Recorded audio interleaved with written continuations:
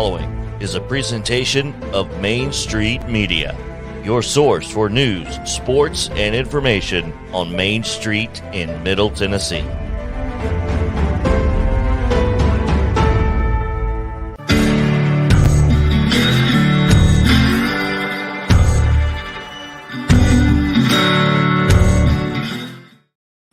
How are y'all doing today? We're going to start off the show by talking Tennessee Vols. Why wouldn't we? We're going to talk Vols versus Bama. And then we're going to talk about the Vols versus Georgia game coming up. That's just kind of what I put in there, but I'm going to talk about the just future in general in the next few games coming up.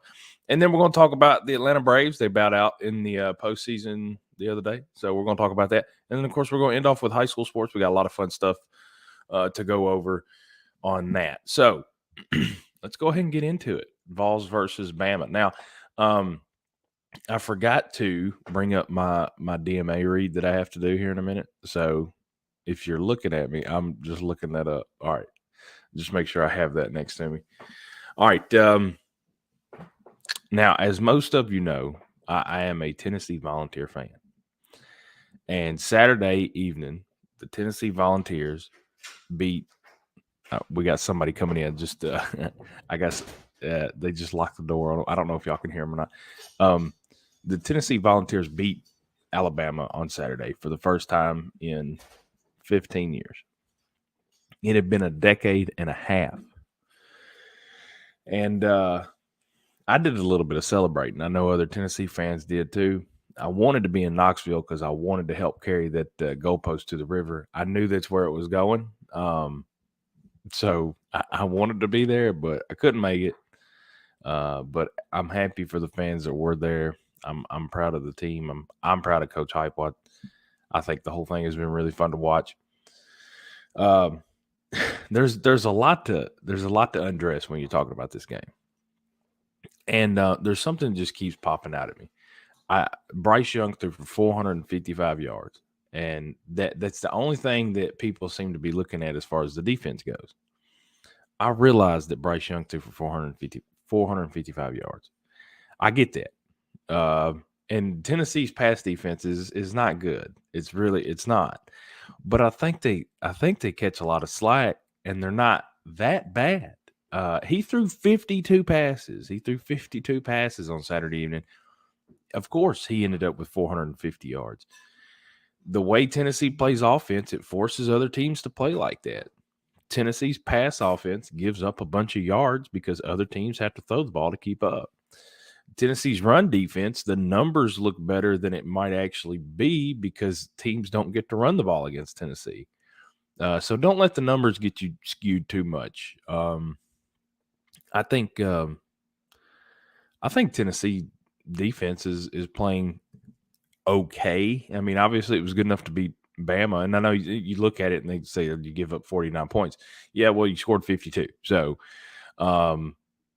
everybody can look at all these stats if they want. There's only really one stat at the end of a game that matters, and that just so happens to be the points on the scoreboard. And at the end of the season, or at the end of the week, the only thing that matters is the win-loss record. So Tennessee is 6-0, and they're number 3 in the new AP poll.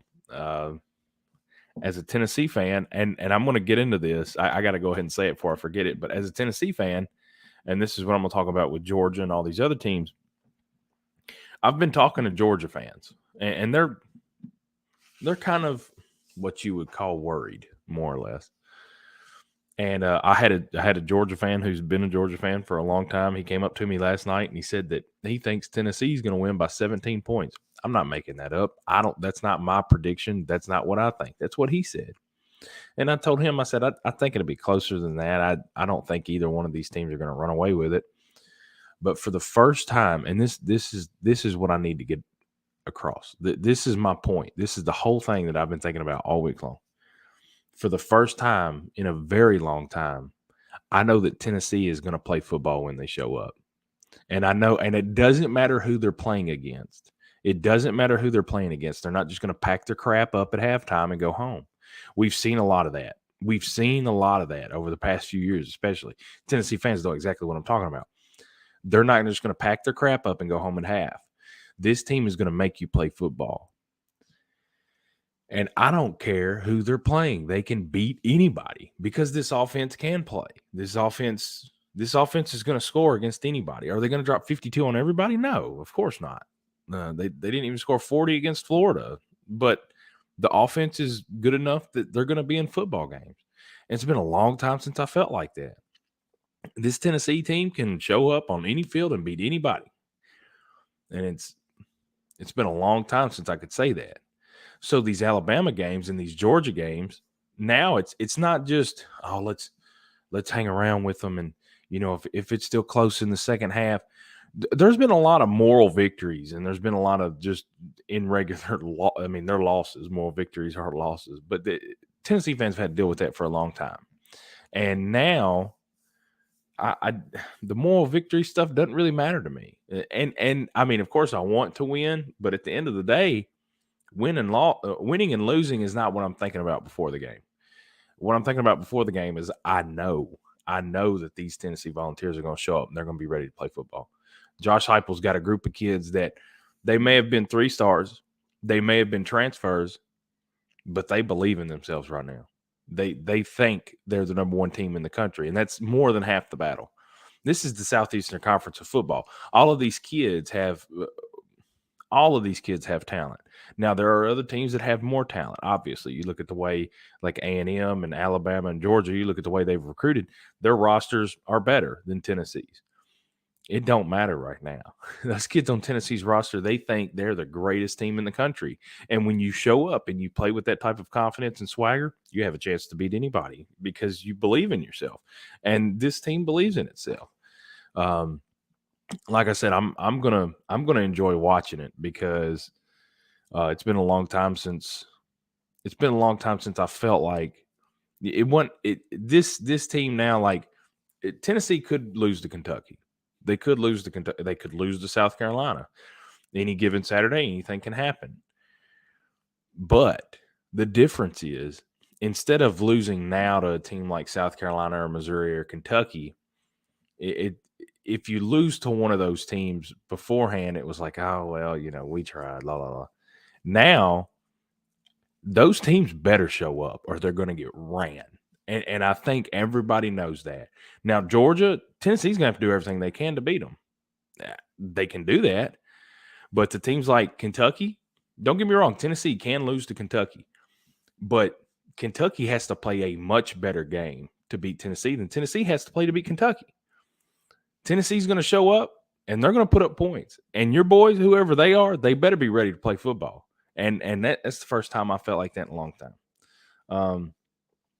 That Tennessee-Bama game, that was nuts. That was insane. And I think, basically everybody watched it. I think they had a peak of like 19 million viewers, or 16 million. That's crazy. The most watched college football game, regular season game so far this year, and it's not even really close. Everybody wanted to see Tennessee-Bama, and I mean, you can go to ESPN and watch somebody who knows more about football talk about the game itself. There was a lot of back and forth. Of course, when the messed up exchange on the read option or whatever happened, and they ran Alabama ran the touchdown in to go up 49-42.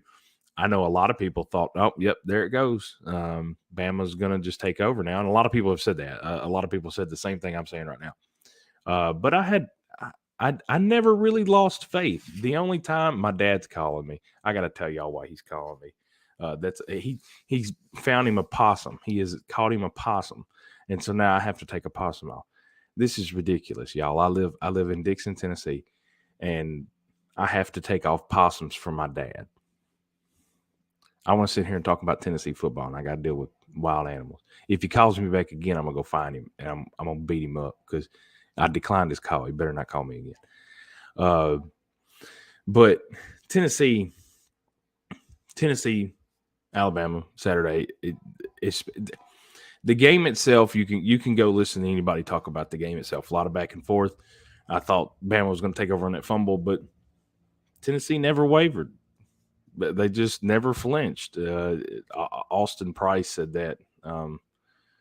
He said that a few times. I've watched a few other podcasts of other people talking. like I said, yeah, Tennessee just never flinched. They just kept going, and it was fun to watch. But I'm going to do a quick little DMA read. I spent 10 minutes on that first take, but I don't care. Casey's Take is brought to you by DMA Orthopedics and Dr. Anthony Tropiano.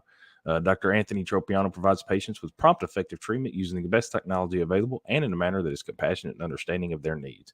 Dr. Tropiano is a board-certified orthopedic surgeon. Call 615-441-4522. That's 615-441-4522. Now we're going to go to commercial, and then y'all come back.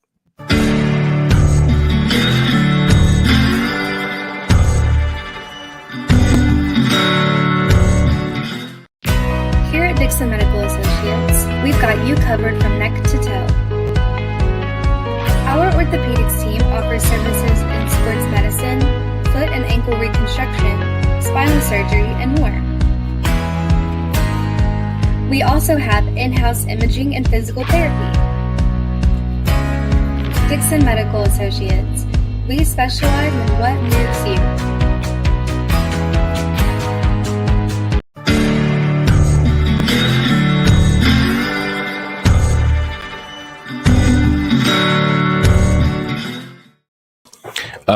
Now, realistically, my second take is going to be talking about Georgia, the upcoming game, and Kentucky and all that other stuff. I more or less just didn't know what to write down for my second take. I just knew I wanted to talk Tennessee Vols, and we're already 12 minutes into the show. So now I am going to just continue talking about Tennessee and the future that comes up. I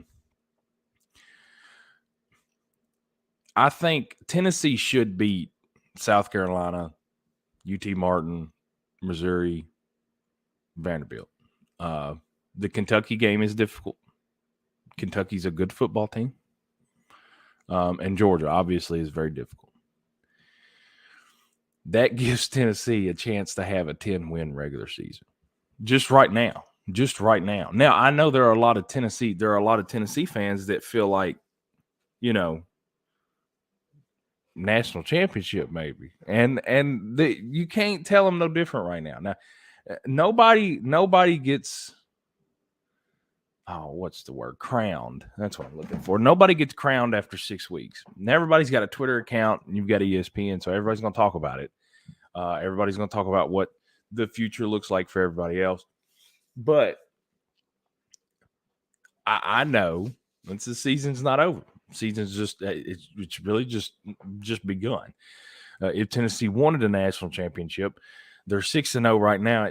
You got to go 15-0. So I mean they're a little over a third of the way through what would be a national championship season, which is crazy. But I'd love to watch this team keep playing as long as I could. I don't know if Tennessee's going to win a national championship. I think it's going to be just very difficult because you do have other teams. Ohio State, I think, is the best team in the country.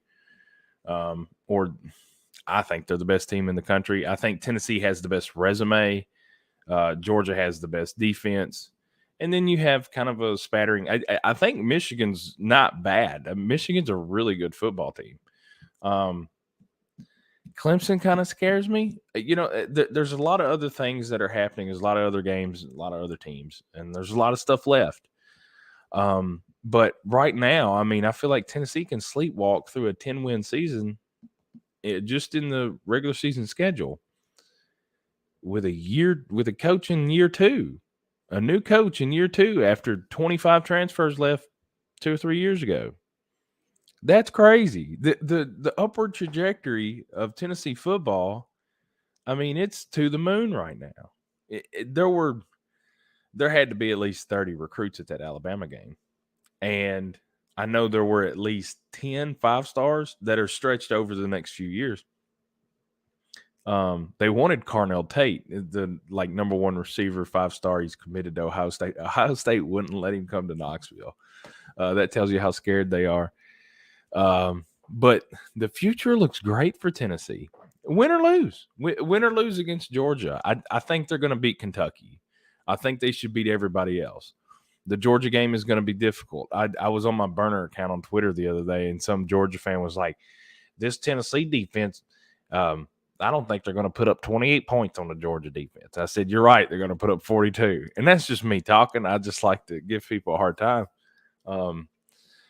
Tennessee might not beat Georgia, but by God, they beat Florida, they beat Alabama, and they beat LSU. We're playing with house money. I say we. I know I don't play on the team. Tennessee is playing with house money. Everything is gravy right now. Especially, I can't even begin to explain to y'all how much joy that I get from seeing the extreme butt hurtness of Alabama fans over the past week. All of you have social media. That's how you're watching this show right now. The Alabama fans are just tore up over the missed calls. The targeting that they missed on Bryce Young. The pass interference on Princeton Fat late in the game, I think that was pass interference. Yeah, you can say whatever you want. Did the refs miss what I think to be targeting? Absolutely, they did. Omari Thomas, I believe, was targeting Bryce Young. You know what I have to say about that? I don't care. Alabama fans, you've been getting the better end of the deal for the last 15 years against us. Get over it. Quit crying. Nobody cares. All of you have your little fake wish.com rings that you bought every time Alabama shows up and wins a national championship. I know that all of you're so upset over one missed call this last week. You've been getting everything since Nick Saban walked in there. All the calls. You can go back, watch every game you've ever wanted to. You need a calculator to keep up with how many missed holding calls they haven't called on Alabama in the last 15 years. Get over it. Nobody cares. Nobody likes Alabama fans anyway outside of themselves. And now you're showing that you're a bunch of whiny babies. Honestly. Now, I've seen a few Bama fans, don't get me wrong. I've interacted with them on TikTok, Twitter, Facebook, everything. I've interacted with a few Alabama fans that are like, hey, they missed them. Yeah, they missed calls here and there. Alabama didn't play very good. Defense wasn't good. There are some sensible Alabama fans out there. I didn't know they existed, but I found a few of them this week. I like I said, I went back and forth with them. There was one guy on TikTok. He wears a leather helmet, and the whole thing's kind of goofy, but he made more sense than anybody on television. And he kind of talked with the Southern drawl, and exactly like what you would think an Alabama fan looks like. But he made more sense than the talking heads on TV. He was very proud of his quarterback, as he should be. Bryce Young's the best quarterback in the country. He was also very complimentary about Hendon Hooker in Tennessee and what they did. Bama fans, just get over it. You lost the game. Did they miss a targeting call? Yes. Newsflash, the Southeastern Conference football officials suck. And I don't know if any of y'all knew that before that game, but now you know after. Officiating is terrible everywhere, apparently, for every level of everything. So quit crying and whining about it. It's been all week. It's over. You lost. You took the L. Just take it with some grace. All right. I'm sure y'all want me to quit talking about football. So, man, we're about 19 minutes into the show already. We're gonna talk Atlanta Braves for a minute, and I don't really want to do this. Because I've had a good week. I'm pretty happy. I don't want to talk about the Braves, but we'll go ahead and get into it. This may sound wrong, but I don't. The Braves losing doesn't bother me. I think my sadness to happiness is kind of it's leveled out by the fact that the Mets are gone. They didn't even get the division. We stole that from them at the end. The Phillies played better baseball than the Braves. I don't know how many of you watched that series, but the Phillies were just better.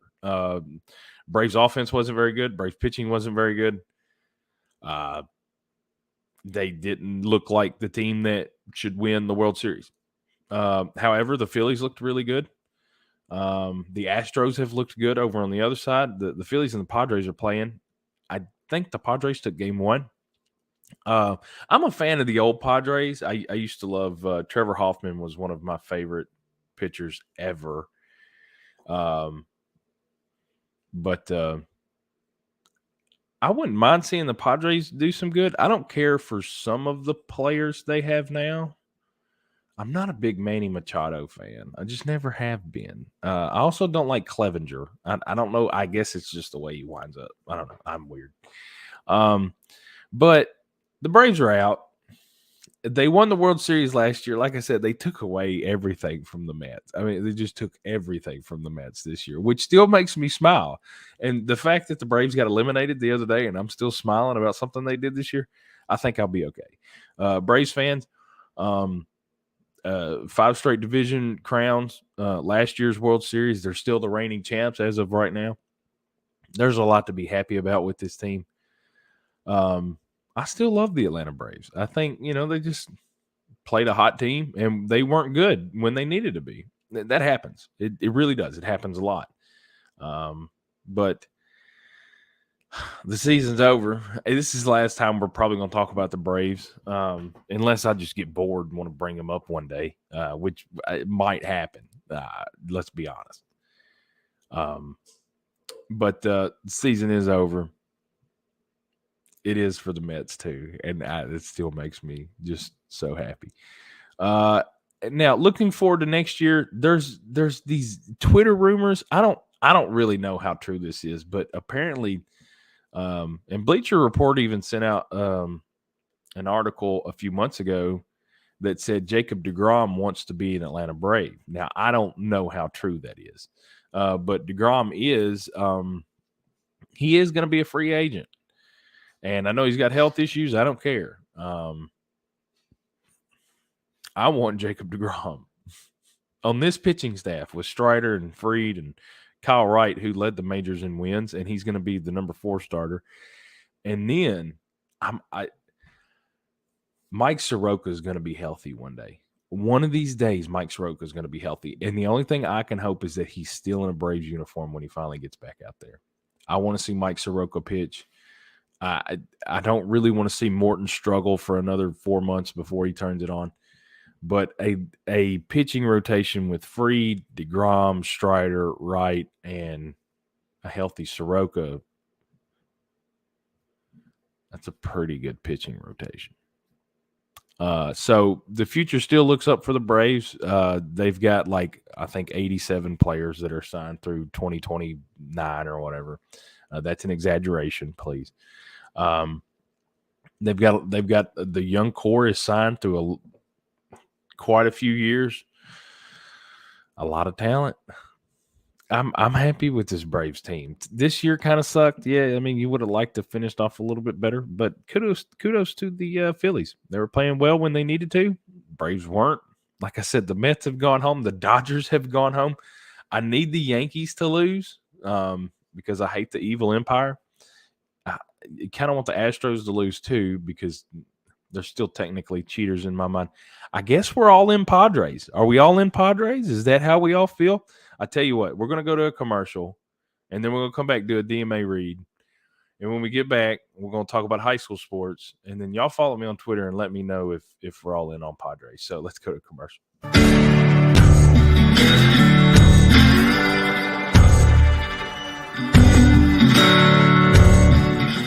At Dixon Medical Associates, your health is our number one priority. With over 40 providers, our goal is to bring excellent, convenient, and comprehensive medical care to our community.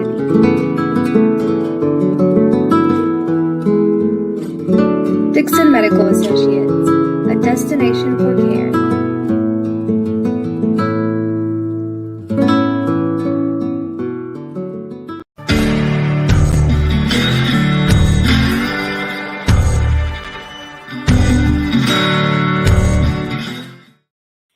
Now, of course, Casey's Take is brought to you by DMA Orthopedics and Dr. Anthony Tropiano. Dr. Anthony Tropiano provides patients with prompt, effective treatment using the best technology available and in a manner that is compassionate and understanding of their needs. Dr. Tropiano is a board-certified orthopedic surgeon. Call 615-441-4522 today. That's 615-441-4522. And like I said last week, there's about 27 different phone numbers for DMA. You can call them, get a hold of whoever you need. That's the number for Dr. Tropiano. We've got, I think, a different number that scrolls across the bottom of the screen.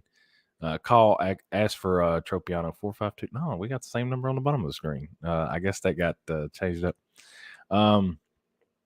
But we're going to talk high school sports to end the show. And real quick, before I get too far into that, this show is pre-recorded today, and it's 9:00 in the morning right now because I have to go to Murfreesboro to watch the Creekwood girls volleyball team. They have won the first 2 rounds of their state tournament play.